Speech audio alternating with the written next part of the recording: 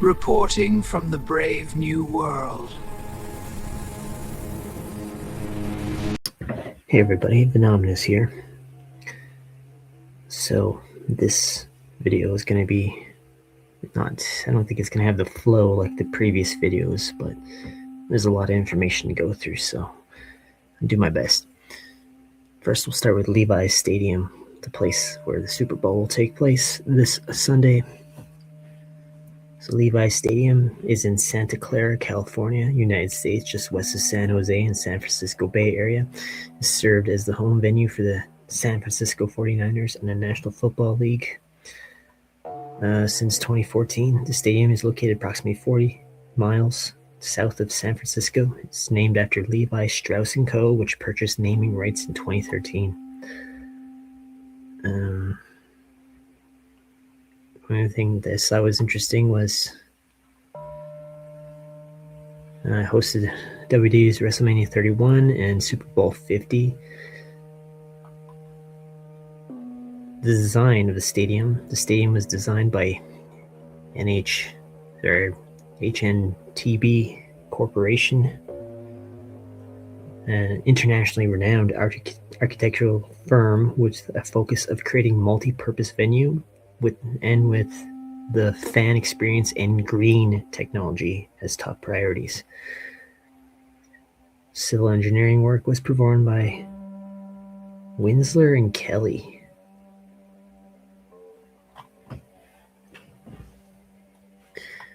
Let's see. Basic stadium features: capacity of 68,500.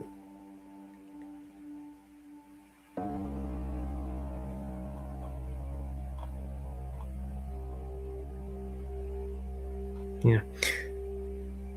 Green technology. Rooftop farm. In July 2016, Levi's Stadium converted 65,000 square feet of the green roof to an organically maintained rooftop farm. The vision for this quarter-acre, named the Faithful Farm, interesting, Faithful Farm, after 49ers' loyal following, came from team CEO Jed York and his wife Danielle York. A former science teacher was particularly interested in a dedicated space that could help the building achieve some of the goals of sustainability. Lara Hermanson and Matt Sandoval of Farmscape worked with the San Francisco 49ers to create the Faithful Farm, the first rooftop farm on an NFL stadium. Herbs, tomatoes, peppers, zucchini, leaf greens, and edible flowers are among the 40 rotational crops which are harvested for use in dishes served at Levi's Stadium, in club spaces during games, and at more than 200 private events hosted at the stadium each year. As of 2019, the farm was undergoing expansion to add another 6,500 square feet. I mean, that's not a bad idea, to be honest. I mean, there's nothing wrong with growing food, especially when people eat so much processed crap, But I digress. That's not the point of this video. Let's go to Levi's green roof and rooftop farm. Notice at the top here, we have the pyramid with the eye, greenroofs.com. Nice going, guys. We want a video.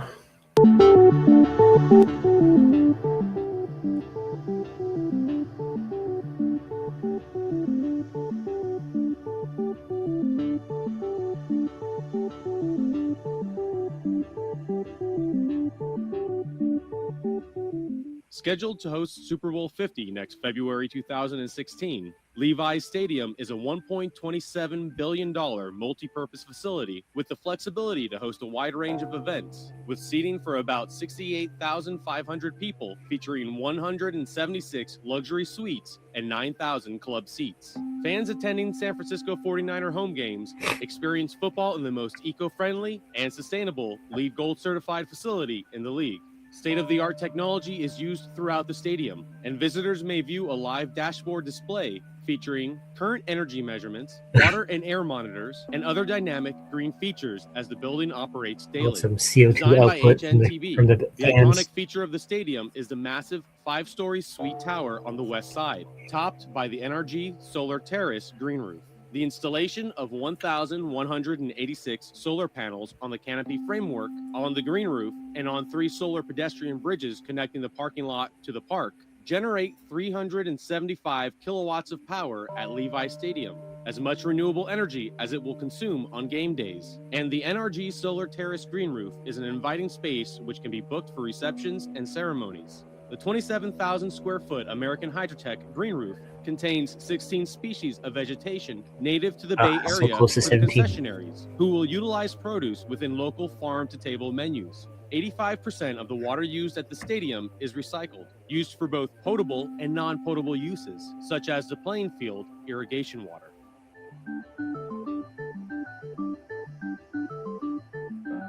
For more information about this All right, we get it.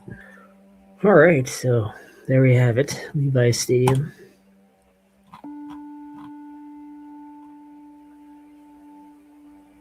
Okay, Super Bowl LX or SuperBowl Licks, if you prefer. Now, another thing about Levi Stadium is Levi's can be an anagram for evils or Elvis. Elvis has a connection to Levi Strauss when they tried an experiment in 1956, releasing a line of black denim pants called Elvis Presley jeans. Upon release of Elvis' 1956 hit movie Jailhouse Rock, writes James Sullivan in Jeans, A Cultural History of an American Icon, Gotham Books, interesting, Gotham, black jeans, because that's going to play a part later, Gotham thing. Black jeans became the rage of the season. That transition would eventually make underaimed of profits for Levi Strauss and his many competitors. Elvis actually hated jeans. It says he considered it a symbol of poverty, so that's where he came from, the ghetto. Anyways, another couple more Elvis things. Actually, I'll start with this one first. AI reveals what Elvis would look like now aged 91 as the King's birthday celebrated. In striking images that emerged just one day after what would have been Elvis Presley's 91st birthday, the King of Rock and Roll appears to be in remarkably good shape for his more than 9 decades. Another good mention. I mean, obviously that word's used often, but when it comes to your media, it's more significant. But I digress. Let's see what he looks like as an old man. Oh, he looks fantastic. Yes, that looks like good shape, right? Looks a little bit exaggerated in the positivity of his appearance. We also got Pelosi here. More Americans think Elvis is alive than Greenlanders wanting to join the U.S. Now, as I mentioned earlier, in the Levi Stadium anagram for Elvis, the capacity was over 68,000. That's actually higher than the population of Greenland as a whole, regardless of whether or not they want to join the U.S. Anything else interesting here? Yes, Pelosi's comment after being asked if the U.S. might open more military bases in Greenland, she responded by saying, "It's their territory. I've been to Greenland. We went because of the climate crisis." Greenland is important for several reasons. Climate change. It has critical insights into Arctic ice melting, which affects global climate policies. Natural resources. Greenland has rare metals and resources that could become more accessible as the ice melts. See, there's a benefit to the ice melts. There's a whole theme here with the ice melting Greenland. All these anti-ice. It's all messaging. Like the undertones are to do with melting all ice and getting rid of the ice. Camille from Please Stop the Ride made a video years ago about how all the submarine, the icebreakers, were making channels because they want all that ice gone so they can benefit from the different routes you'd have that would save a lot of time and stuff and give you more access to resources. So but they keep feeding you the whole tale that's climate change. But they're the ones changing the climate via melting the ice that they want, and the whole messaging about anti-ice is actually symbolic to that. That's why there's the Greenland connection and all that that's going on. But I digress. Speaking of Elvis, the two teams that will be facing off at the Super Bowl will be the New England Patriots and the Seattle Seahawks. Both are significant in this whole psyop in their what they represent and stuff. For example, the logo for the New England Patriots is called the Flying Elvis. And we have a little video here by Infinite Plane Society, IPS, on that. So we'll be playing that right now. Someone pointing out how the so-called Flying Elvis logo for the New England Patriots seems to contain some kind of code, a visual representation of Baphomet encoded into it. Look how the stars correspond. The horns of the tricorn to the horns of the goat, the tip of the tricorn to the torch. So here you have this interesting alignment between Flying Elvis and Baphomet.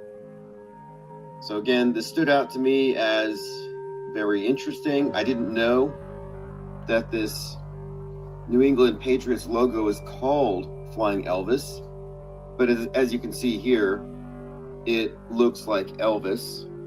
And note too the red horns, very goat-like. You just have to imagine this as being a profile of the Baphomet.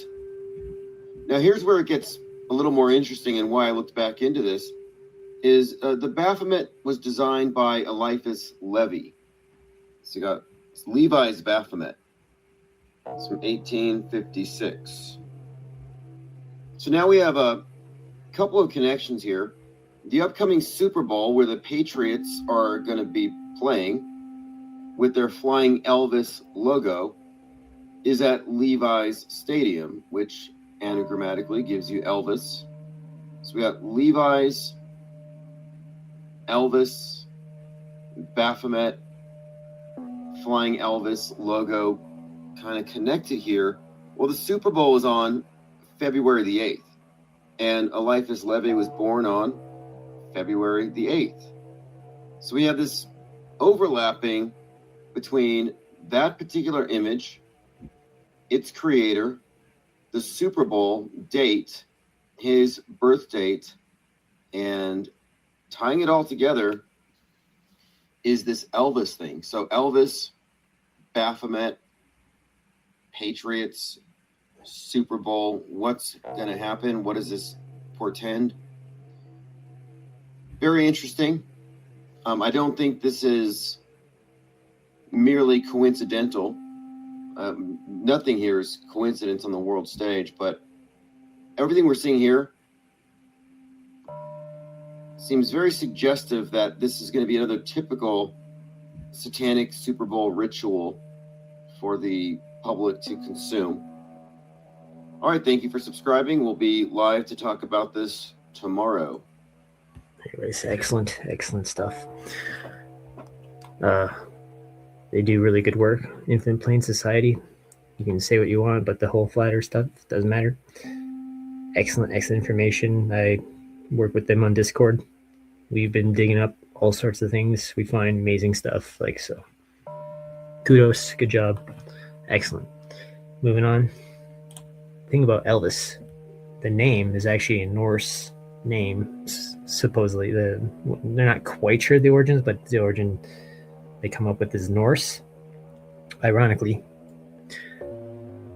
or unironically, and we'll get into it. Same naming for Greenland is Norse, but I digress. So Elvis means elf or spear, and it made me think instantly of tip of the spear, which, as you know, is a biblical thing.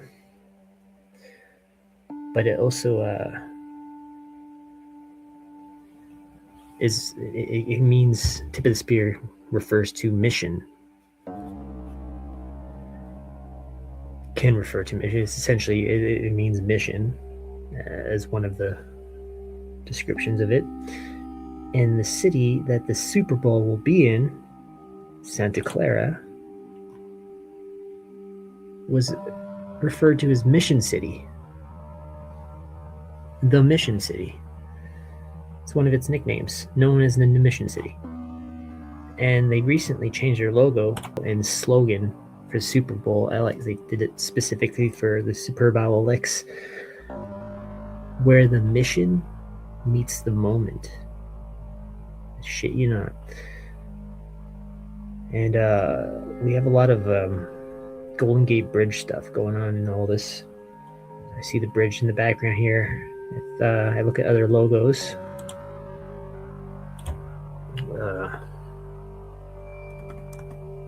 Super Bowl 60.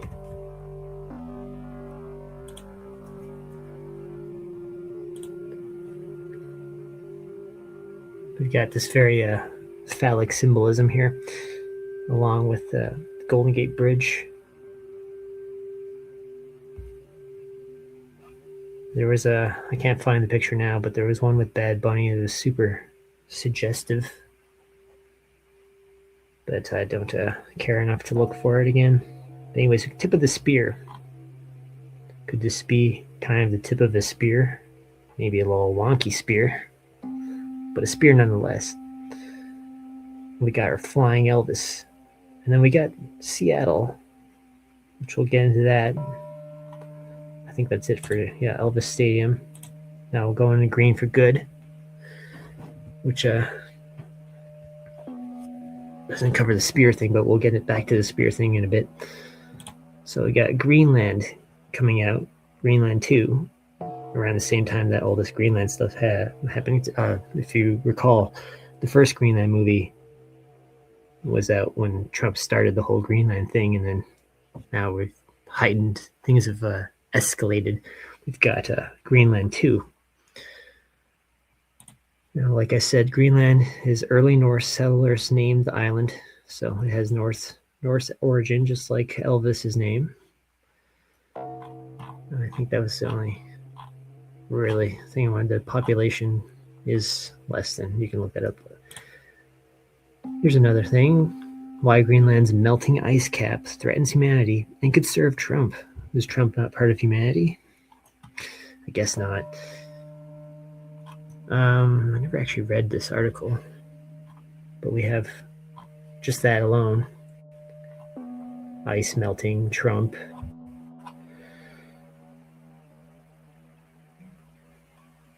So above all, it's the second largest body of ice on Earth after Antarctica. At the opposite pole, the ice mass is beginning to melt and could ultimately trigger a dramatic rise in sea levels. Unlike sea ice floats, Greenland's ice sheets lies on land, and that makes it all the difference. In Greenland, we're dealing with extremely large masses, enormous volumes covering the entire island, says Glenn Yannick, a lecturer and researcher at the something university. We're talking about an ice sheet that can be several hundred meters thick. It is estimated that the complete melting of Greenland could raise sea levels by 5, 6, or 7 meters. Make up your mind.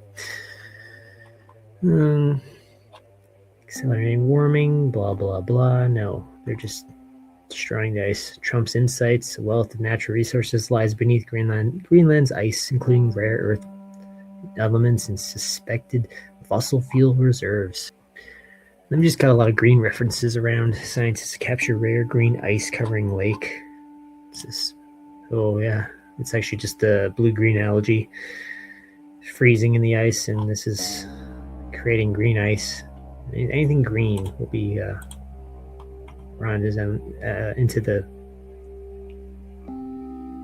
news cycle. Why is Seattle called the Emerald City? There's your Wizard of Oz reference, because Trump is Oz, and we got all those characters, the good people, and all that. Often called Emerald City, Seattle's nickname might seem a little off, maybe even misplaced. After all, Seattle isn't known for emeralds. Or maybe your imagination goes towards the Wizard of Oz. Yes, of course, because that's exactly what it is. Anyways, but Seattle doesn't have a whole lot to do with Oz either, although some might argue that Bill Gates is a bit of a wizard. So funny. But yeah, what makes Seattle so green? Oops. There it is. Seattle is called the Emerald City because the city is surrounded areas that are filled with greenery all year round, even in winter, due to all the evergreen trees in the area. The nickname comes directly from this greenery. Emerald City also echoes Washington State's nickname as the Evergreen State, even though the eastern half of Washington is more desert than greenery and evergreen trees. Now, as I was talking about anti-ice, melting the Greenland and all that stuff, we have, not that long ago, the Challenger. This was a plane crash or whatever. It crashed, or was it a helicopter? Either way, the Challenger, it's called the Challenger, and it crashed on the anniversary of the Challenger, the rocket. And it was a delay, evidently exceeded anti-ice limit in Challenger. Now, anti-ice is a chemical spray they spray on the outside of a plane, as opposed to anti-freeze, which actually goes inside of an engine. So you have more anti-ice rhetoric, as well as Challenger anniversary. Oh, this isn't really anything to do with green, but it was something I forgot to include in my previous video.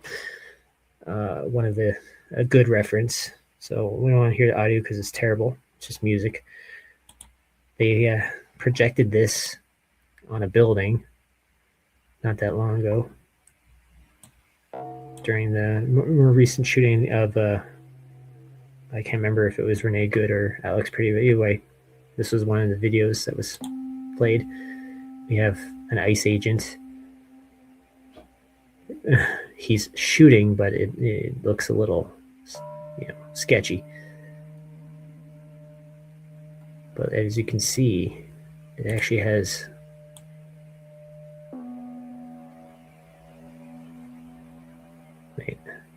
oh goodness, our goodness.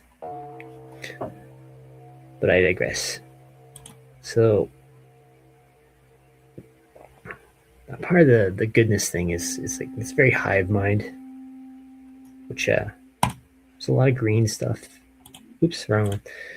If you ever seen the movie Begonia that came out last year, it has a lot of bee symbolism, hive mind symbolism. We got the honey in the blood here. We got this Emma Stone character. At the end of things, the word begonia is a composite between ancient Greek word for ox and the morpheme denoting progeny, offspring, and in the rare cases it's been used, it describes ritual restocking beehives. Begonia involves a particularly gruesome animal sacrifice that gives a spontaneous rise to honeybees out of the rotting carcass of a young bull, a burst of new life at the cost of another. Idiosyncratic and quite mystical, this so-called method was barely mentioned in ancient Greek texts, but popularized in Roman times thanks to Virgil, whose poem Georgics provided in Latin, usually more practical agricultural tips. To name their newest film after apocryphal word with ambiguous meaning suggests that Greek director Yorgos Lanthimos and screenwriter Will Tracy are inviting metaphorical projections from the get-go. Begonia is mostly faithful English language remake of the South Korean film Save the Green Planet. There's another green there. That's a very strong theme in all this. It's the good, green, and all sorts of stuff. By Jun Hwan, which had a significant festival circulation in 2003, receiving awards and recognition in places like Rotterdam,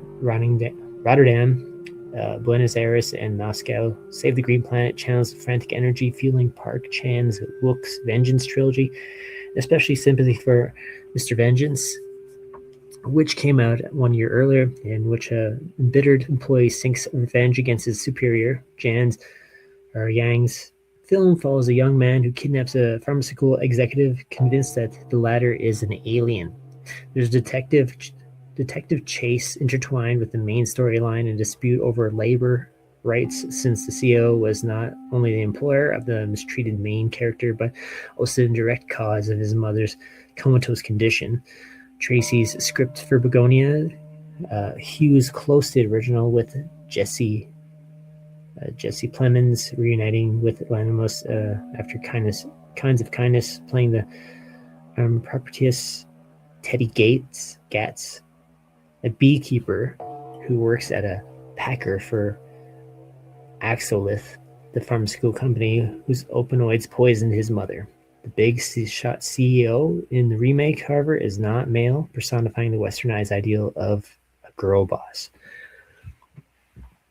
So anyways, they think she's an alien from the Andromeda galaxy. So they think she's an Andromedan. There's gonna be spoilers, okay. Right, so this movie is very conspiracy based.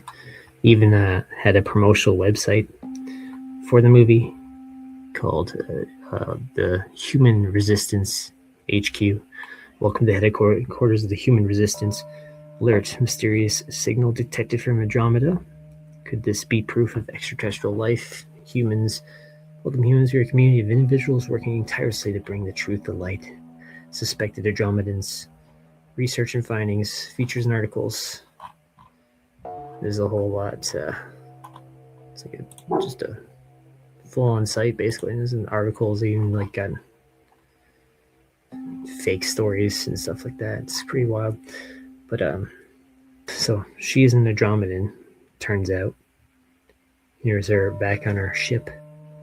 This is the flat Earth with the firmament. We'll talk more on that in a bit. But the costumes are interesting. The design, they were going for a communal. It's conveying something communal with the costumes, which is very, communitarian, hive mind kind of stuff. But the whole thing about this this story is that these two guys, this guy and his cousin, who's got autism, they kidnap the boss. First, they sterilize themselves like drones. They become drones because this is all very hive mind symbolic. Bees and hive mind symbology here. We got the worker bees kidnapping the queen, which is something that does happen in actual beehives, where sometimes bees will kidnap a queen if she came from a different hive. Anyways, so that is something that happened. They take the queen bee, and they end up discovering that she's not only an Andromedan, but an Andromedan queen. So then it changes the dynamic. But interesting thing about this movie is they actually had a bald-only screening for the new M. Stone sci-fi.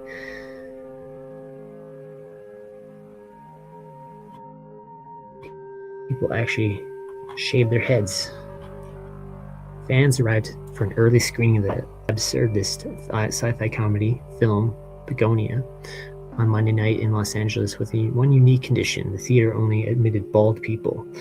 The film's director focus features challenged audiences to shave their heads to see Begonia, starring Oscar-winning actor Emma Stone. So I just assumed that people who already wanted to shave their heads and were like, okay, I could just do that at home, or I could I could just see a movie right after. You know what I mean? She said, it's a good time. It's just a good time. If you're already wanting to shave your head. Stony Greek director Yorgos Lanthimos gained powerful fan base after teaming up for Oscar-nominated films Poor Things and The Favorite.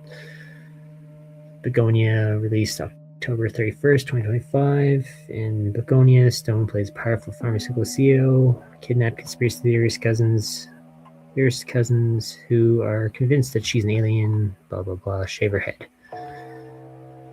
With a barber in the foyer, fans like Sam Sherman from Los Angeles stepped up to get their buzz cut to gain entry to the screening. So we have this join the hive kind of symbolism going on even in the theater.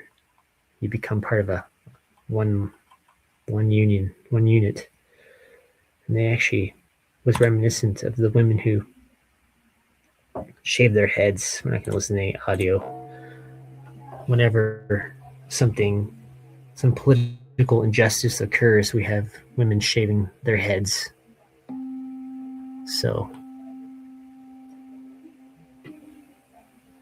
very indicative to a hive mind kind of mentality.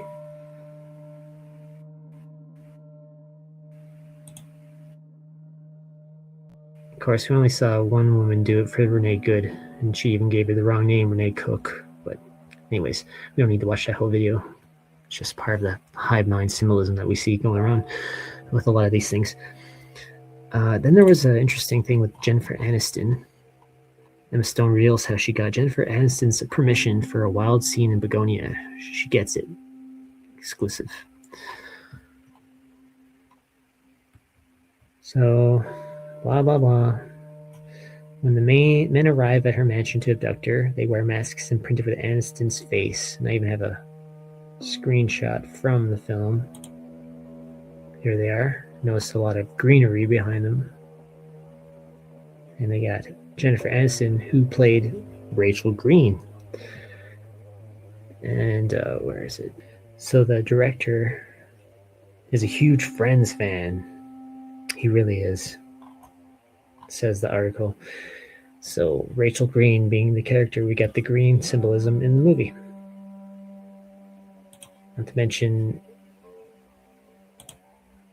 you got 17. And the most disturbing scene in Begonia, according to this article, a classic Green Day song. Yes, we got now Green Day involved in this. The teaser trailer for Iagos Lanthimos, Begonia's depicted Teddy, Jesse Plemons, flipping on a radio to play Green Day's Basket Case. Yes, basket, that's very significant to what I'm going to be reporting on in a minute. So, Andromedans from space are... now we got our bee hive mind symbolism. So at the end of Begonia, we see the queen, and she pops the ferment, which kills every single human being on Earth, leaves all the animals alive. Now the bursting of a bubble reminds me of a bomb. So we have maybe a nuclear event type predictive programming in this movie. Anyway, another TV show that was out called Pluribus. There's a lot about this one that I haven't even touched, but I wanted to mention it because, if you don't know, is a post-apocalyptic science fiction television series created by Vince Gilligan, the one who made Breaking Bad and X-Files and stuff like that. The film is set primarily in Albuquerque, New Mexico. The series follows novelist Carol Sturka, who finds herself isolated after an alien virus transforms the rest of humanity into a peaceful and content hive mind, which nevertheless seeks to assimilate her and other immune individuals. 13 people.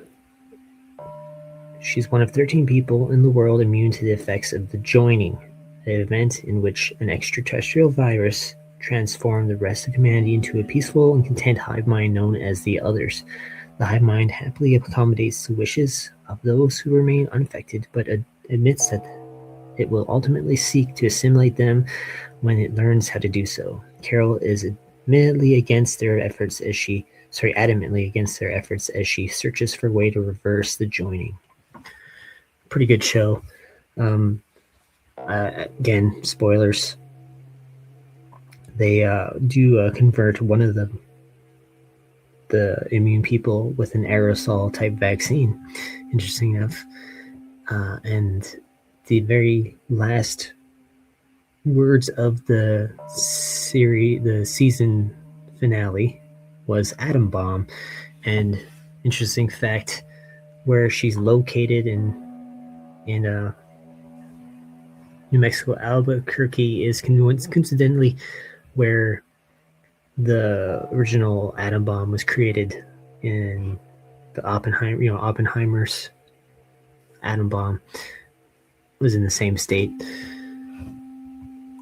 So I don't know if that's intentional, probably. So just like with Bugonia, the solution is take out humanity, doing wicked for good, for the greener good. But there you go. Also, we have a Soylent Green theme to the TV show, along with the whole hive mind pod people type thing. So you got those elements to it as well. We got Soylent Green connection. Green. But I digress. What was I about? There's another connection. Oh yes, Green Day. I kind of want to save that for last because of the whole Super Bowl thing. So let's go back to the spear thing.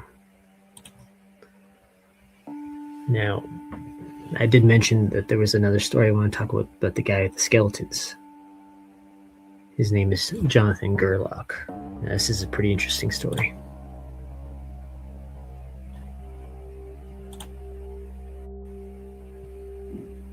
We have new details in that gruesome case where a man was arrested and charged with burglarizing graves and storing remains in his home and storage unit. Chris O'Connell, you've been following this story since it broke.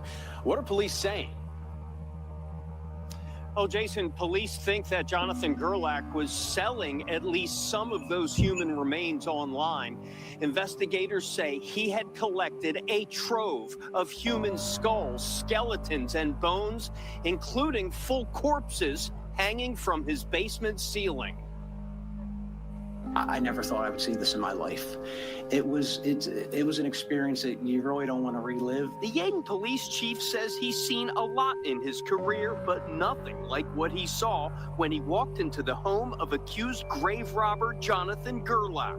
He was one of the first inside of Gerlach's Ephrata home when they discovered more than 100 human remains of people who have died decades, even centuries ago. Investigators and medical examiners were back at the property today. They say 8 more bodies were found at a nearby storage locker. They were basically on display. There was some stuff in boxes, but most of the stuff was on display. According to newly released affidavits, police say Gerlach used crowbars and screwdrivers to break into dozens of mausoleums and underground burial vaults on both the Yeadon and Philadelphia sides of the historic Mount Moriah Cemetery. You can actually see where some of the stones were moved and vaults burglarized. 2 corpses stolen from this grave, 7 sets of remains stolen from this family plot. All of the remains were from those who died many years ago, but some as young as infants. Descendants of family members buried here are sickened. It's yucky. I mean, anybody finding out, we think that, we're going to rest in peace and be okay there. And I mean, it's their landing space of their body, not their soul. So there's peace in that. Neighbors at Gerlach's Ephrata home started to get suspicious when they started noticing flies around the window. It was more than 5. It was at least 20, 30 on each window. I figured it was a garage that they were getting in through somewhere and they couldn't get out. And now finding out that there was all those remains in there, it makes sense. Investigators are trying to figure out if other cemeteries were hit. In December, a tip came into police about a grave robber in Luzerne County. A tipster told police they recently discovered a partially decomposed corpse hanging from Gerlach's basement. They also say he disappeared for a few days and mentioned that he had been in Chicago selling a human skull. Police are looking into a Facebook page devoted to selling human remains. Investigators wonder how long it's been going on or what else they may find. What could this evolve to next? You're collecting human remains. What's the next step in the evolution of this? And that's something that, hopefully we will find out why. Now, Gerlach remains in the Delaware County Jail on $1 million cash bail. Investigators are now trying to connect loved ones with their family members' remains, but since all of them died many, many years ago, Dawn, they understand it is going to be a challenge. No doubt, Chris, and so disturbing. Thank you, Chris. We have new details. There you go. Interesting thing I was just thinking about. The name Mount Moriah. Oops.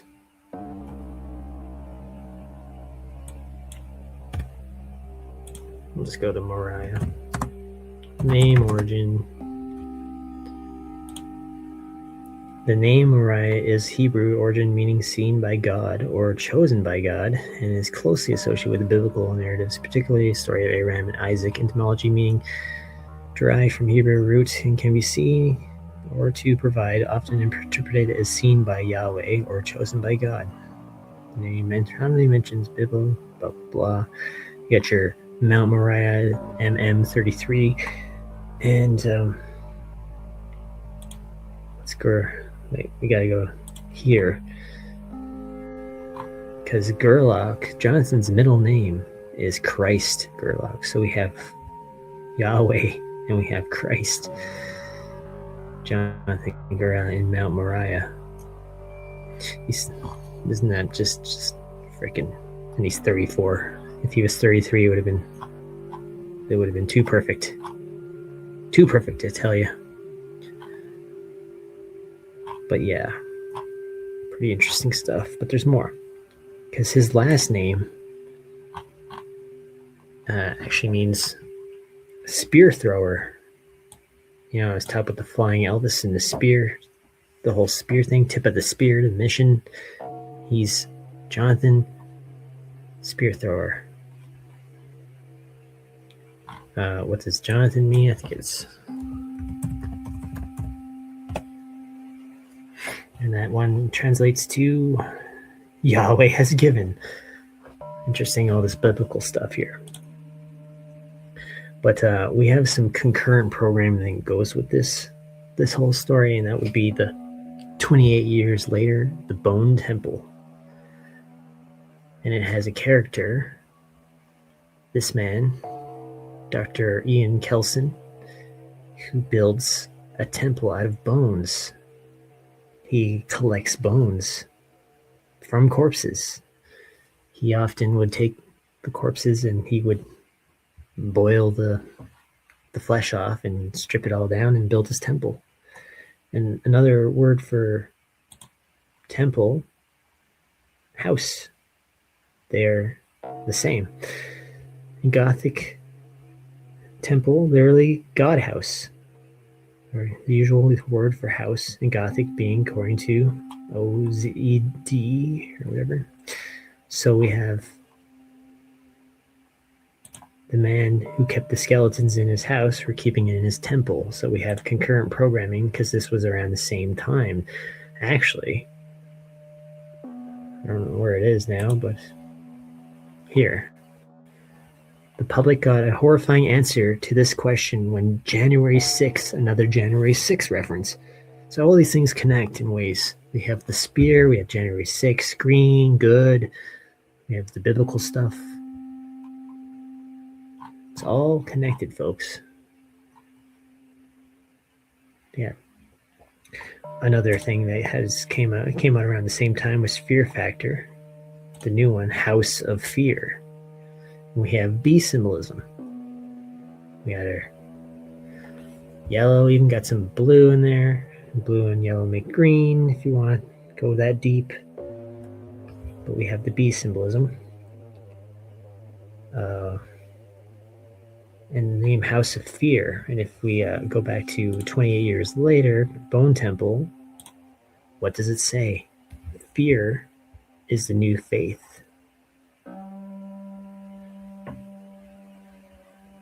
In the House of Fear. Also, we have this character from the Bone Temple, and he's actually from the 28 Years Later movie as well. He appears at the very end. This character, Jimmy Crystal, who believes he's the Antichrist, and he asks Dr. Ian Kelson if he's old Nick. So we have again another Nicholas. That's another one that's in all of these. Nick. It's all quite telling.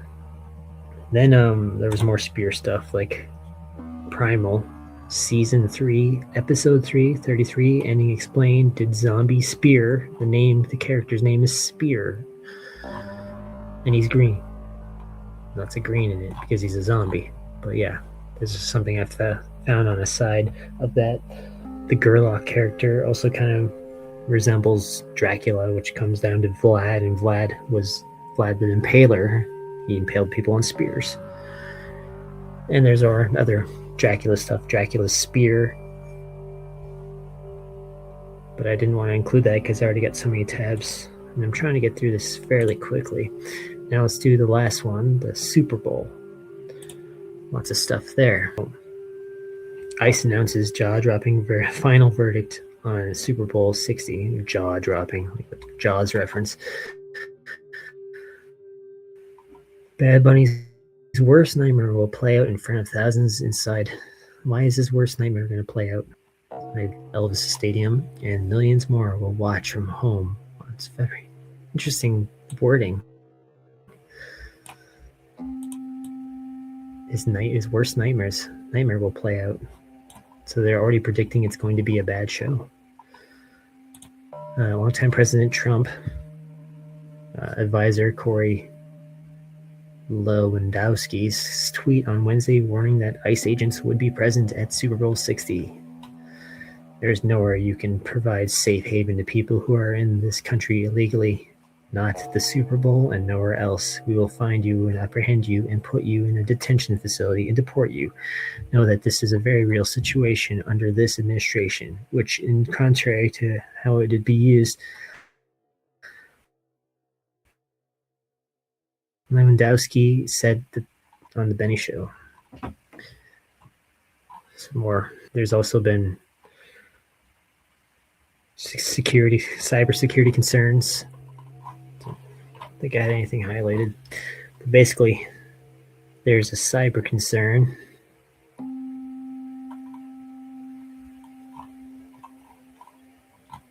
Potential physical threats. Anyways. Then we have this interesting connection here. We have this photo of for Super Bowl LX.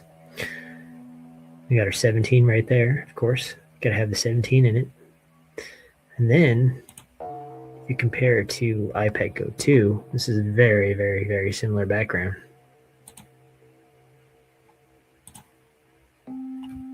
It's actually quite similar. Very, very similar. And what could that mean exactly? Not sure. But I digress.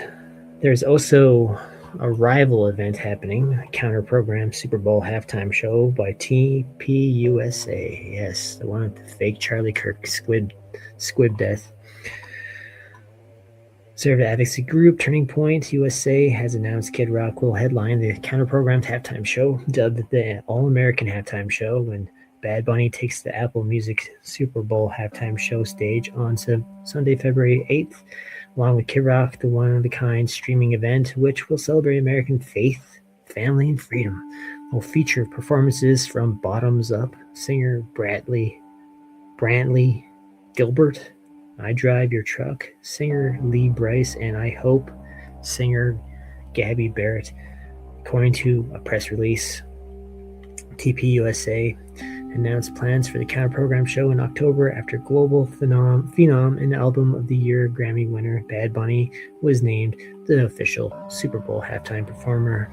The show will stream blah blah blah.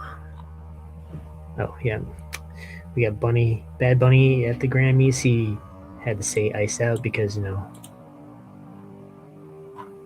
It's all about that ice programming. And then we have Green Day to kick off Super Bowl LX with opening ceremony celebrating 60 years of Super Bowl history. A little interesting fact about Green Day is after 106 shows, they've been in 88 cities in 33 countries. Of course they have. A new poll reveals how NFL really feels about Bad Bunny performing a Super Bowl halftime show. I'm not going to read all this because who cares? We got Bad Bunny. We got a 41.4%. We're unhappy. Interesting enough, the commissioner of NFL is Roger Goodell. So we got good in there. Another good connection to the Super Bowl. Bad Bunny is actually... Where is it? He was in the WWE for a short time. He actually wrestled. Actually, not too bad of a performer physically in the match, because I do watch wrestling, because there is a lot of propaganda in there. I've never actually covered anything in wrestling, but there is stuff in there. So yeah, Bad Bunny was a performer for WWE because he is just an actor like everyone else. Interesting stuff. We got the bunny and our phallic symbolism, of course. But he wears a straw hat, which is indicative of the scarecrow, in my opinion. Is he like a scarecrow character? If he only had a brain? I don't know. Something to think about. But where were we? Let's go back up to the music that was in Begonia. That was the song Basket Case by Green Day. Now, I just saved it at the part where we have a character in there that looks... Oh yeah, you would shift, wouldn't you? Okay, it doesn't want you to see it, but anyways, he looks like Trump. Which made me think of this article.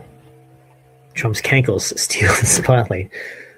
His huge ankles put on full display during meeting world leaders. He even sits similar to the man in the basket case video. Same kind of posture. Slumped over.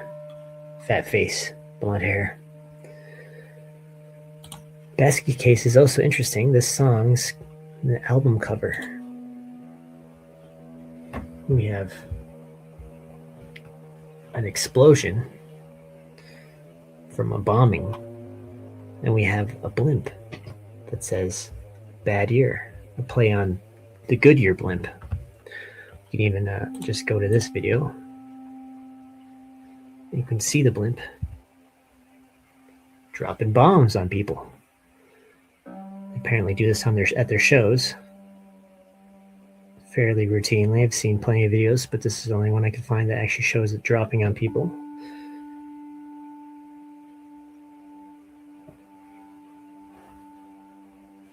But that is interesting. We got, just like your dopey friend inside the Goodyear blimp's devoted fan base. So we got the Goodyear blimp that appears at a lot of major sporting events like the Super Bowl, and you've got your blue and yellow, which create green. Over 100 years, the Goodyear blimp has been around, so they've even done the Wicked theme from the Wicked movie, which is the green and pink. Now, I can't find any pictures anywhere of the Goodyear blimp in different colors other than blue and green. Sometimes I find it in silver, but I've never seen it in any of these themes. But apparently they do jump on trends and edit the colors to fit like the Wicked movie.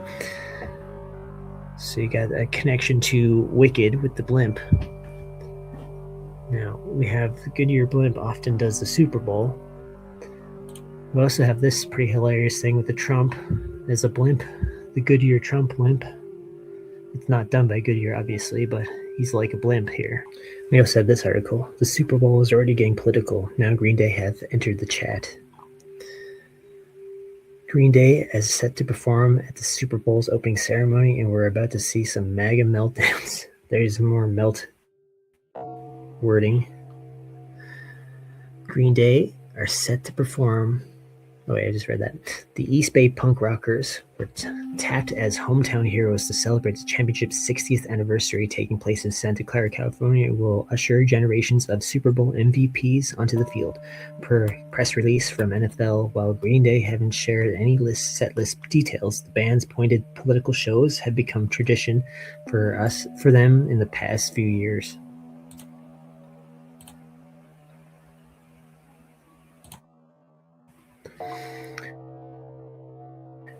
Just this week, Green Day used their platform to support anti-ICE protesters in Minnesota and criticized Trump's administration while performing at the 2026 iHeartRadio Alter Ego concert series. This song is anti-fascism. This song is anti-war. We stand up for our brothers and sisters in Minnesota, Billy Joe Armstrong told the audience before barrowing into Holiday.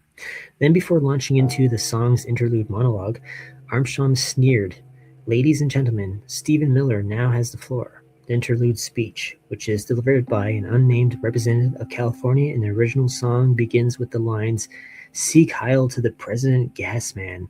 Bombs away is your punishment."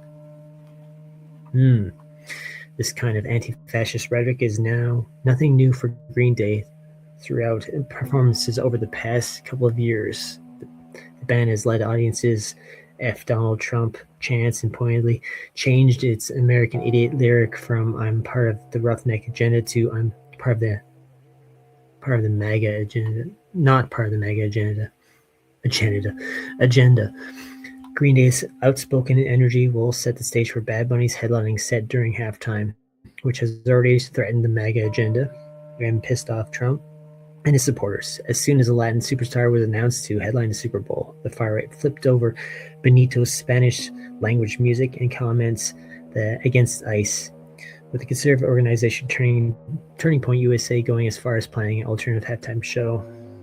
I don't know why they're doing it. It's crazy. And then they blame it on some promoter that they've hired to pick up entertainment. I think it's absolutely ridiculous. Trump said about Bad Bunny's role as the Super Bowl halftime show headliner last year, and the president attended the Super Bowl as the Kansas City Chiefs face Philadelphia Eagles. It's unclear whether Trump will be in attendance this year, but if so, the chance of this fury has doubled. So, will he be at the Super Bowl? And if so, will something happen with regards to Trump's character? I don't know, but it's interesting. Bombs away, Gasman. And then we had the gassed up Trump here as a blimp. Then I found this, which I thought was pretty interesting. Kind of fits with the whole theme of things. The bad year blimp. We have the sad horse taking over in China, Lunar New Year. What happened was they accidentally sewn the faces on upside down, and it became popular, of course, because, crying horse on display, it says. So the fire horse is sad because it's going to be a bad year. Everything points to something bad's going to happen this year. Things are going to take off, obviously. Every year it gets hyped up more and more. Ramped up, that's the proper word. Things get ramped up every year. It only makes sense 2026. It's going to be crazier. But yeah, they don't show a lot of the sad horse, which is really annoying. Like, why are we looking at everything but the horse? I swear I saw a different video and it was all sad face. But yeah, anyways, this is sad. But then another thing that is happening, Chinese New Year begins so another interesting thing that's happening this Chinese New Year is that begins with a ring of fire, a solar eclipse from February 17th, 2027, radical decisions and explosive changes in the year of the Yang Fire Horse. That emphasis on explosive, having a bad year. The blimp that drops the bombs. Not saying that blimp is going to drop bombs at the Super Bowl. I'm just saying that something is going to happen possibly at the Super Bowl that's going to be kind of explosive in its nature, and maybe just like in the reaction. I don't know. There's no way to know for sure what the psyop will be, but there'll be something. It won't be real, but it'll be something.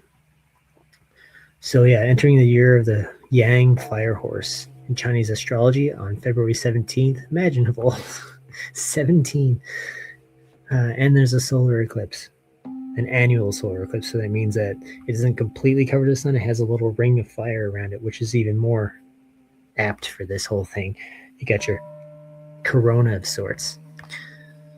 We enter the year of the Yang Fire Horse. The Yang Fire Horse brings bold, bright, and highly dynamic energy. Yang energy manifests in the outer world, so we will feel and see active fire all around us.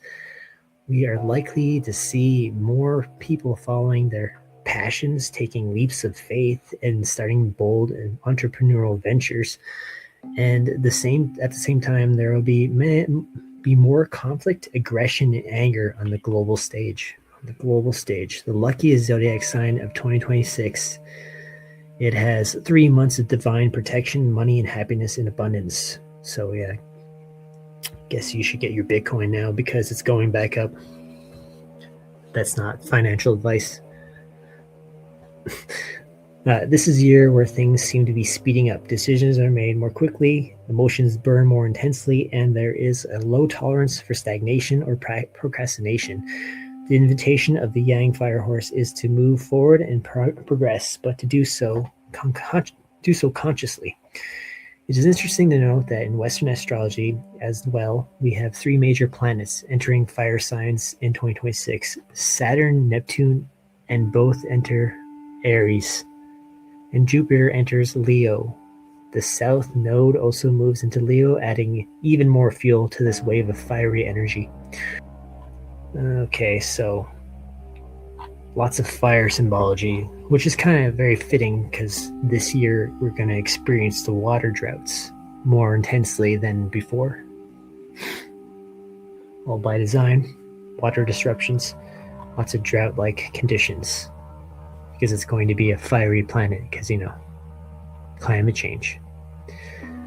But back to the Super Bowl, and we have some predictive programming, as you all are very familiar with the whole Batman stuff. First, we have this ridiculous character at a council. Batman slams Super Bowl City Council of Cowards as ICE on the way. He's very upset because ICE will be at the Super Bowl and no one's going to do anything. But, you're Batman. Why don't you do something? But he's crying because no one's doing anything. So we have a nice Batman reference there. We also have this man who looks a lot like the Bane character in what's it called? In Dark Knight Rises, which has predictive programming. Nothing's happened at the Super Bowl yet, so it's yet to be predicted, but what we consider predictive programming. You can kind of skip ahead here. You get it. Bombs blow up, bombs away, and we see the field being attacked. And there's your 322, your skull and bones right there. And of course they got that there. And more explosions, because, anything like that happen, I seriously doubt it, because people aren't actually going to get hurt because it's all staged. But another piece of interesting predictive programming is this. I actually made a clip of it. I think it's safe to play the audio, so. It's going right into the stadium.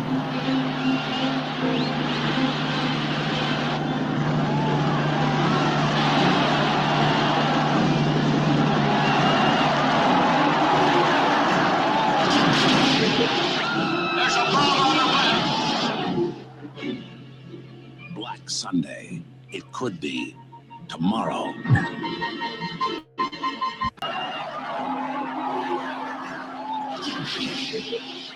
There's a bomb on the way. Black Sunday. It could be tomorrow. Black Sunday. It could be tomorrow. Black Sunday. It could be tomorrow. There you go, folks. That's the good year blimp. That'd be a bad year. I don't know. It's all all leading to the Super Bowl here. Some big pivotal moment, perhaps. And I think right now the whole Epstein thing is just a huge distraction for everyone. Right now, are paying attention to Epstein, which kind of interesting right now that we have Epstein back in the news big time. And what did I say Epstein meant? Epstein's nickname was Bear. There you go.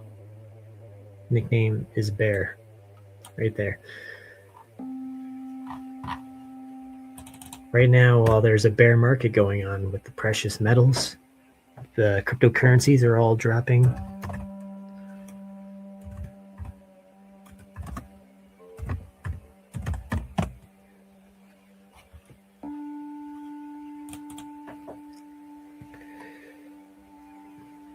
Yep. Bear market territory once again. Everything's falling down into the bear market. And we recently had a full moon on February 1st.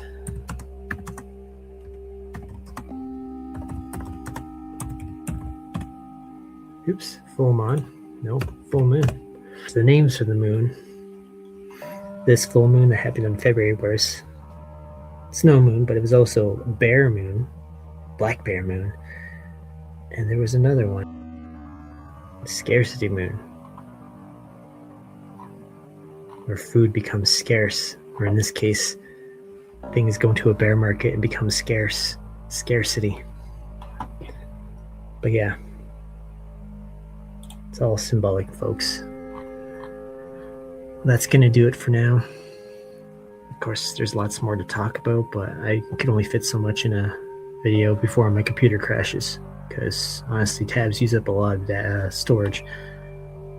I had to move a lot of my files onto a flash drive just so I could make this video.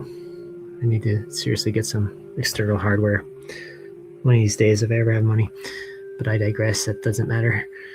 Point is, that's it for this video. I thank you so much for your time and attention. And hopefully Super Bowl goes off with just the usual, satanic symbolism and all that, and we move on. But I have a feeling it could be more. There could be some kind of event, a staged event, that'll occur this Sunday. Until then, this is Venomous reporting from the brave new world. Catch you next time. Black Sunday. It could be tomorrow.